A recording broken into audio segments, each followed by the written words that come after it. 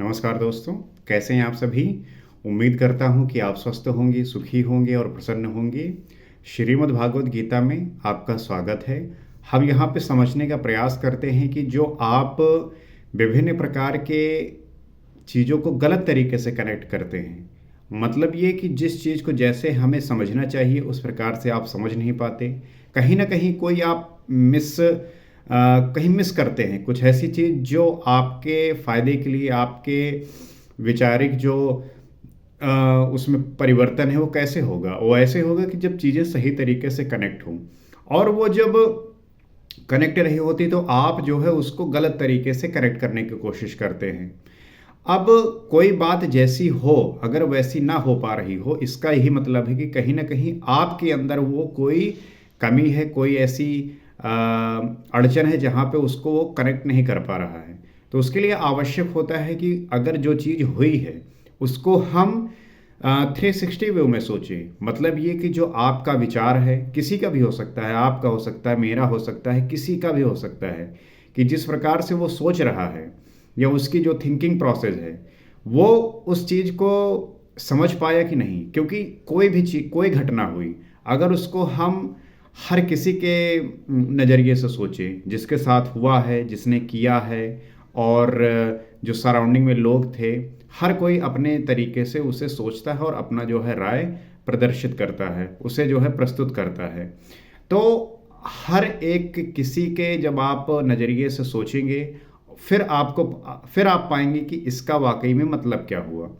तो यहाँ आवश्यक है कि कोई घटना हो तो उसमें आपका जो राय बने, आप जब मैं किसी को राय देने की बात नहीं कह रहा हूँ, मतलब ये है कि आप कैसे उस घटना को समझते हैं। उसमें आवश्यक यही है कि आप जो है उसका सही तरीके से एनालिसिस करें और ये एनालिसिस आप तभी अच्छे से कर सकते हैं जब आपका उसके प्रति जो भाव है, आपका जो उसके प्रति एक जानने का जो उत्कंठा होनी चाहिए, वो प्रगाढ़ होनी चाहिए, वो मजबूत होनी चाहिए। So this is the only way that you can find yourself a genuine person. वही जो है आपको ये बताए, वही समझाएगा आपको कि आप किस प्रकार से सोचते हैं। तो श्रीमद् भागवत में इसी प्रकार से बहुत सारे आपके जो विचार हैं वो कहीं न कहीं भ्रम में डालते हैं, शंका में डालते हैं। उन्हीं सबको हम एक जगह पे लाके आपको सही दिशा जो है देने का प्रयास कर रहे हैं। इसमें आपकी और हमारी दोनों लोगों की जब विचार, जो ये बातें हैं वो जब समझ में आएँगी तो इससे जो है आप अपने आप बाहर निकल पाएँगे। तो आइए समझते हैं और जानते हैं कि श्री कृष्ण ने अर्जुन के जो प्रश्न हैं उसको कैसे उन्हें समझा रहे हैं, उन्हें बता रहे हैं। और वही प्रश्न हमारे भी होते हैं। जब उन प्रश्नों का उत्तर हमें मिल जाता है तब जो है हमारे अंदर का जो भ्रम है वो दूर हो जाता है, जो चिंताएं हैं, परेशानियां हैं वो दूर हो जाती हैं। तो आइए समझते हैं और जानने का प्रयास करते हैं। यम यम वापि स्मरन् भावं त्यजन्ते कलेवरम तम तमेवैति कौन्तेय सदा तद भाव भाविता। अष्टम अध्याय का ये छठा श्लोक है। उसमें श्री कृष्ण अर्जुन से कह रहे हैं, कौन्तेय, मृत्यु के समय मनुष्य जिस जिस भी भाव को स्मरण करता हुआ शरीर को त्यागता है उसको ही प्राप्त होता है। अक्सर जो है आप देखेंगे जब किसी व्यक्ति की मृत्यु हो रही होती है तो उसे जो है उस परिवेश में रखा जाता है जहाँ पे उसके विचार ऐसे प्रकट हों, ऐसे परिवर्तित हों कि उसे जो है एक अच्छा विचारों के साथ उसकी जो है मृत्यु हो। कहते हैं कि जो व्यक्ति मृत्यु के समय जिस प्रकार के विचार होते हैं, जिस प्रकार से वो सोचता है, वैसे ही जो है अगले जन्म में उन्हीं विचारों के साथ उसका जो है जन्म होता है। तो अगर अच्छे विचार होंगे तो वही जो है उसको अगले जन्म में ले जाकर कैरी फॉरवर्ड करेंगे, आगे ले जाएंगे। तो कहते हैं कि मृत्यु के समय मनुष्य जिस जिस भी भाव को स्मरण करता हुआ शरीर को त्यागता है। जो भाव होते हैं किसी भी तरीके के, किसी भी फील्ड को लेके, उसको ही प्राप्त होता है। तो जो अगले जन्म में होते हैं, जिस भाव को लेके वो स्मरण कर रहा था वही भाव जो है लेके अगले जन्म में जन्म लेता है। लेकिन अब आप देखेंगे कि जब लोगों की मृत्यु हो रही होती है तो वो इसी माया में पड़े होते हैं, इसी सांसारिक विषय वासना में पड़े होते हैं। अक्सर लोगों को देखेंगे जब उन शरीर त्याग रहे होते हैं, तब वो जो है अक्सर यही बात करते हैं कि अभी जो है मैंने ये नहीं कर पाया, मैं अपने बच्चों के लिए मुझे ये करना था, इतनी संपत्ति है, यहाँ पे ऐसे है, आप इसको ऐसे करना। तो वो ज़्यादातर इसी माया में जो है भ्रमित रहते हैं। इसी के प्रति जो है वो बात कहते कहते वो शरीर को त्याग करते हैं। तो अगले जन्म में फिर उसी प्रकार से वो जो है जन्म लेते हैं उन्हीं विचारों के साथ। तो वो माया जो है उनको छोड़ती नहीं है, वो जो है उनके साथ सदैव लगी रहती है और वो जो है उससे अलग हो ही नहीं पाती। इसलिए आवश्यक है कि जब कोई व्यक्ति शरीर त्याग रहा हो तो उसके भीतर वो विचार चले जिससे उसको इष्ट की प्राप्ति हो, वो भजन कर सके, वो ऐसे विचार करे कि जहाँ पे उसको किसी भी तरीके का क्रोध, काम, ये वासना से जो है वो लिप्त ना हो, वो उससे अलग हो जाए। तो मैं आपसे भी यही कहूँगा कि किसी भी व्यक्ति के साथ अगर आप ऐसे हैं इस वक्त, तो उसे जो है अच्छे विचारों से जो है भरिए, ताकि उसका अगला जीवन जो है वहाँ से प्रारंभ हो, वहाँ से वो अपने आप को आगे उठा सके। तो तब तो बड़ा सस्ता सौदा है। आजीवन मौज करे और मरने लगे तो भाव भगवान का स्मरण करने लगे। तो कहते हैं कि ये तो बड़ा सस्ता सौदा है कि पूरे जीवन जो है पाप करे, मौज करे, विषय वासना में लिप्त रहे और मरते वक्त जो है वो बस स्मरण कर ले भगवान का, तो उसका जो है वो उद्धार हो जाएगा। किंतु श्री कृष्ण कहते हैं ऐसा होता नहीं है। वो क्या कहते हैं? सदा तद भाव भाविता, उसी ही भाव का चिंतन कर पाता है जैसा जीवन भर किया है। ये आपको समझने वाली बात है कि उस वक्त ये सिचुएशन होती है, उस वक्त उस व्यक्ति की ऐसा इस तरीके से वो होता है कि वहाँ पे वो व्यक्ति वही चिंतन कर सकता है जो पूरे जीवन करता आया है। वहाँ पे ऐसा नहीं हो सकता कि पूरे जीवन पाप किया है और मरते वक्त वो जो है भगवान को याद करेगा। ऐसा होता ही नहीं है, क्योंकि शरीर त्यागते समय उस व्यक्ति को क्या महसूस हो रहा होता है बता तो वही सकता है, परंतु फिर भी हम एक जो है ये सोच सकते हैं कि उस वक्त मुझे लगता है कि कोई भी व्यक्ति पूरे होश में नहीं होता होगा। होश का मतलब ये है कि कहीं ना कहीं कुछ ऐसा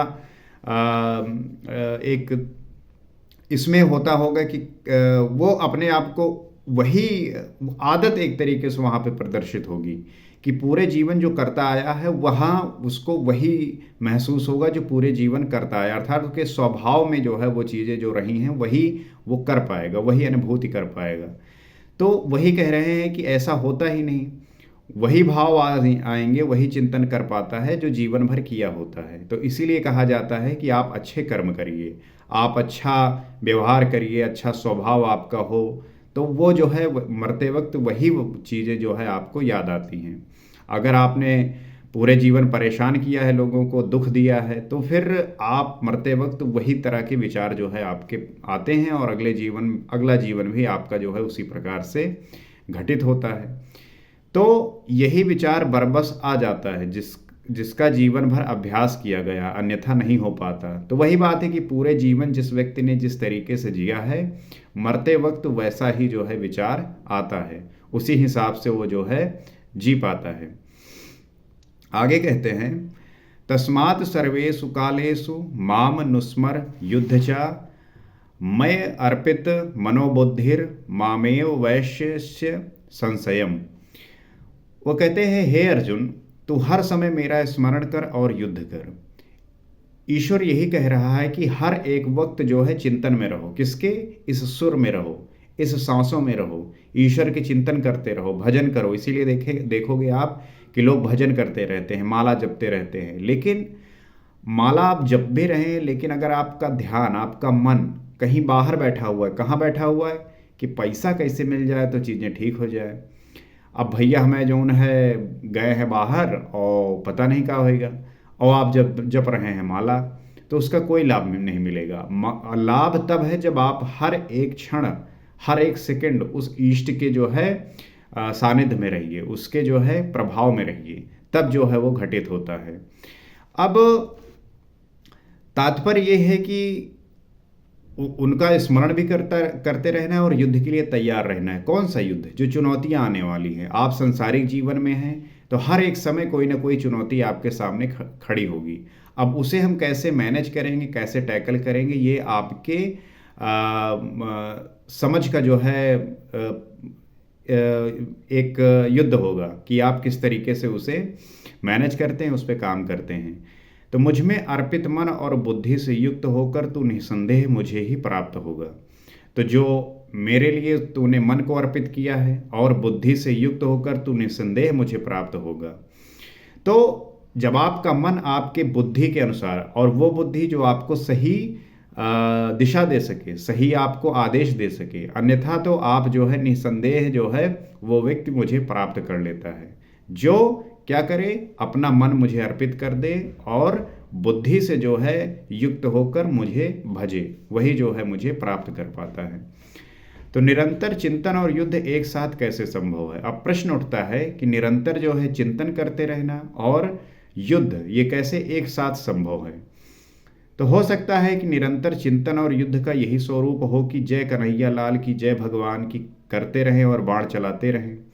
अब ये जैसे कहते हैं कि अब ऐसा हो कि युद्ध का क्या यही स्वरूप है कि जय कन्हैया लाल की, जय भगवान की कहते रहें और बाण चलाते रहें? अर्जुन के प्रति ये वो है। तो किंतु स्मरण का स्वरूप हम आगे अगले श्लोक में समझेंगे कि ये किस प्रकार से होता है।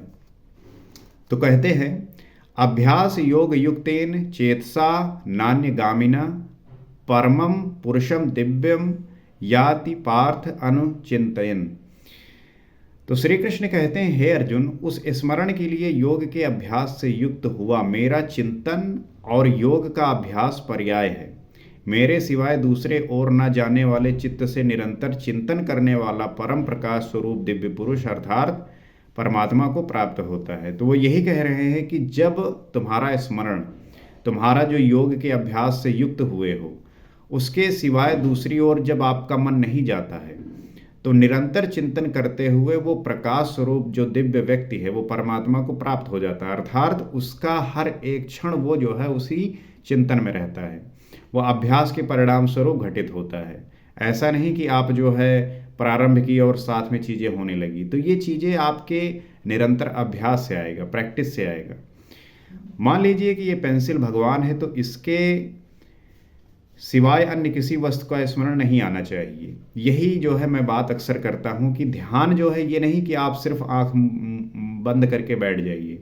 ये आपके विचारों पर लगाम लगाता है। आप अपने जब श्वास को पकड़ते हैं तो विचार आपके बंद होते हैं और आपको अच्छा महसूस होता है। ये मेडिटेशन है, ये करना चाहिए। लेकिन ध्यान का जो, अब आप ये नहीं कि 24 घंटा ध्यान में ही बैठे रहें, आपको काम भी करना है, आपको पूरी जो दुनिया की चीज़ें हैं करनी ही होती हैं। तो मतलब ये है कि जब आप कोई काम कर रहे हो तो उसी में संपूर्ण हो। जैसे आप खाना खा रहे हैं तो आप सिर्फ खाना ही खा रहे हो, उसमें कोई भी जो है चीज़ बाहरी ना आए।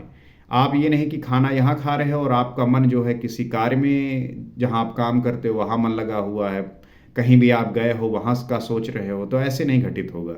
आप अगर कुछ नहा रहे हो तो आप जो है सिर्फ स्नान करते हुए का जो है पूरा ध्यान होना चाहिए कि कैसे पानी आपके सिर पे गिरा, चेहरे से होते हुए, शरीर से होते हुए नीचे गया। मतलब पूरा जो है महसूस करते रहना है। अगर आप देख रहे हो तो उसी चीज़ को जो है संपूर्णता से देखना है। जैसे आप फूल देख रहे हो, अब फूल को आप जब देख रहे होते हो तो आपका पूरा ध्यान जिस दिन फूल पे पड़ेगा उस दिन फूल आपको बहुत आकर्षक लगेगा। ऐसे तो आप देखते हो नज़र हट जाती है, लेकिन जिस संपूर्णता से देखना है उस तरीके से देखना है। जैसे कवि लोग देखते हैं, कवि जब देखता है तो वो उसको इस तरीके से देखता है कि उसको अपने कलम के माध्यम से उसको उसकी जो वो महसूस किया उसको वो प्रदर्शित करता है, लेकिन आप शायद उसको पूरा महसूस नहीं कर पाते। कहने का मतलब ये है कि आप कोई भी कार्य कर रहे हो उसमें ही आप भगवान को समझिए कि इसी में भगवान विद्यमान है और यही जो है पूरा मुझे महसूस करना है। मतलब ये कि अगर मान लीजिए ये पेंसिल है, आप कुछ लिख रहे हो, ये मान लीजिए पेन है, अब पेन से आप लिख रहे हो तो आप ये मानकर चलो कि आपका जो पूरा स्मरण है उसके सिवाय और कहीं भी नहीं होना चाहिए, बस इसी पे होना चाहिए। इसके अगल बगल आपको पुस्तक दिखाई पड़ती हैं या अन्य कुछ भी, तो आपका स्मरण खंडित हो गया। स्मरण जब इतना सूक्ष्म है कि इष्ट के अतिरिक्त दूसरी वस्तु का स्मरण भी ना हो तो मन में तरंगे भी ना आए। कहने का मतलब यही है कि जब आप दूसरी चीज़ देखते हो तो आपका मन खंडित होता है, और खंडित होने की वजह से ही मन में फिर अलग अलग तरीके के विचार आने लगते हैं, तरंगे आने लगते हैं। तो स्मरण और युद्ध दोनों एक साथ कैसे होंगे? मतलब यही प्रश्न उठता है कि फिर हम स्मरण और युद्ध एक साथ कैसे करेंगे? वस्तुतः जब आप चित्त को सब ओर से समेटकर अपने एक आराध्य के स्मरण में प्रवृत्त होंगे तो उस समय माइक प्रवृत्तियां काम, क्रोध, राग, द्वेष बाधा के रूप में सामने प्रकट होती हैं। आपके साथ होता होगा जब आप पूजा पाठ करते हैं, आप जब ध्यान करते हैं तो आप बहुत सारी चीज़ों से घिर जाते हैं। काम, क्रोध, राग, द्वेष, ये सारी चीज़ें आपको बाधा के रूप में प्रकट होती हैं, और यही जो है शत्रु हैं इसके। तो आप स्मरण करेंगे किंतु वे आपके अंदर उद्वेग पैदा करेंगी, आपका मन स्मरण से चलायमान करना चाहेगी, तो वो जो चीज़ें हैं वो आपको वहाँ से हटाती हैं और आपको जो है कहती हैं कि नहीं, जो आप कर रहे हो इससे आप हटिए, आप उस चीज़ को करने लगिए जिसकी आपको आदत है। तो निरंतर चिंतन के साथ ही युद्ध संभव है, लेकिन जब आप निरंतर इसका चिंतन करते रहते हैं, निरंतर आप इन चीज़ों को पकड़ने लगते हैं, आप ध्यान में बैठे हुए हैं, जैसे कोई ऐसा विचार आया कि आपके ध्यान को खंडित करे, उसे ही पकड़ लीजिए और सोचिए कि ये जो विचार आया क्यों आया, क्या इसके लिए कोई कौन जिम्मेदार है और इसको मैं कैसे रोक सकता हूँ। तो ये जो है आपके निरंतर जब चिंतन प्रोसेस करते रहेंगे तभी इस पे आप कंट्रोल पाएंगे। तो गीता का एक भी श्लोक बाह्य मारकाट का समर्थन नहीं करता। तो गीता में ये नहीं है कि युद्ध की बात जो कर रहे हैं वो बाहर की मारकाट की बात कर रहे हैं कि कोई सामने मिले तो उसको बाण मार दिया, कोई सामने कोई कुछ भी है गलत कर रहा है उसको तलवार से काट दिया, ये सब नहीं। गीता का हर एक श्लोक आपके जो अंतर मन में चल रही चीज़ें उसको शुद्ध करने का प्रयास करता है, क्योंकि हमारा मन ही जो है तरह तरह के जो काम करवाता है, परेशान करता है, आपको विभिन्न प्रकार के ऐसे कार्य करवा देता है जिसमें व्यक्ति इतनी गलत तरीके से परेशान होता है कि वही उसके जो है परेशानी का कारण वो खुद होता है। तो ये जब आप इस पे कंट्रोल पाएंगे, नियंत्रण पाएंगे, तो स्वतः जो है ये सारी चीज़ें समाप्त हो जाएंगी, नष्ट हो जाएंगी, और गीता आपको यही सिखाता है। तो इसीलिए मैं आपसे यही रिक्वेस्ट करूंगा कि आप जो है इससे जुड़िए और जुड़ने के साथ इसका चिंतन मंथन करिए, इससे आपका जीवन बिल्कुल परिवर्तित होगा। और अगर ये जो बातें हैं वैल्यूएबल लगती हैं, आपको फ़ायदा पहुंचा रही हैं और ये चीज़ें ऐसी लग रही हैं कि हाँ, इन बातों से हम वो चीज़ें कर सकते हैं जो हमारे हर एक डिसीजन को लेके, हर एक विचार को लेके कहीं ना कहीं किसी न किसी चीज़ों में जो फंसे हुए हैं, उलझे हुए हैं, उसमें मदद कर रहा है, तो आप इससे जुड़ सकते हैं। इस चैनल को सब्सक्राइब कर सकते हैं, फॉलो कर सकते हैं, ताकि नित्य हम इसी तरीके के विचारों के आदान प्रदान से सीख सकें और अपने जीवन को उत्कृष्ट अवस्था पे ले जाएं। तो इसी प्रयास के साथ अगले एपिसोड में हम आपके सामने फिर उपलब्ध होंगे। नमस्कार।